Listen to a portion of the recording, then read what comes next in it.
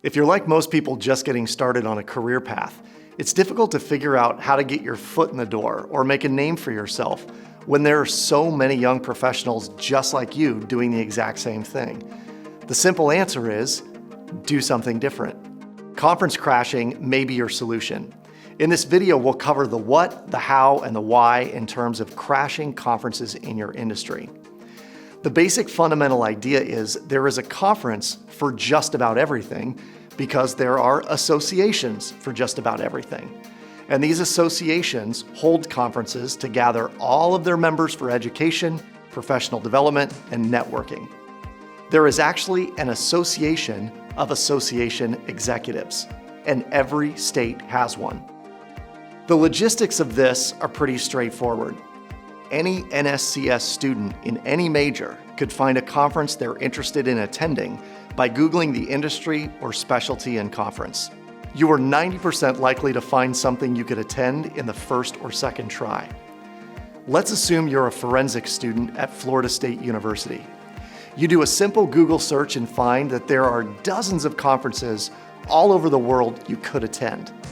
Choose one or two to target, figure out who the organizers of the conference are, and call them up. Simply say, I'm a college student from Florida State studying forensics. I saw your conference online and I'd like to volunteer to help. I'd be happy to do anything you like, from setting up the tables to sitting at the sign-in table.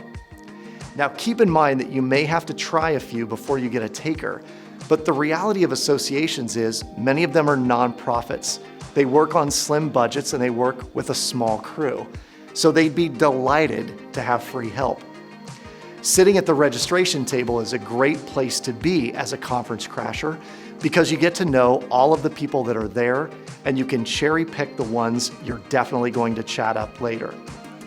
In the video on networking as a student, I mentioned the book How to Win Friends and Influence People by Dale Carnegie as a great resource. Keep his powerful advice in mind when conference crashing. Be interested, not interesting. The more interested you are in the people you meet, the more interested they'll be in hiring you. Your goal should be to leave the conference with lots of business cards that you'll follow up with immediately once you get home. Thank them for their time and provide a resource that could be meaningful to them. It could be an article, a TED Talk, or a podcast recommendation. You're sending the people you met additional resources because remember, the goal of conference crashing is to be remembered. As you attend more and more professional conferences throughout your college career, your network of connected professionals will continue to grow and expand.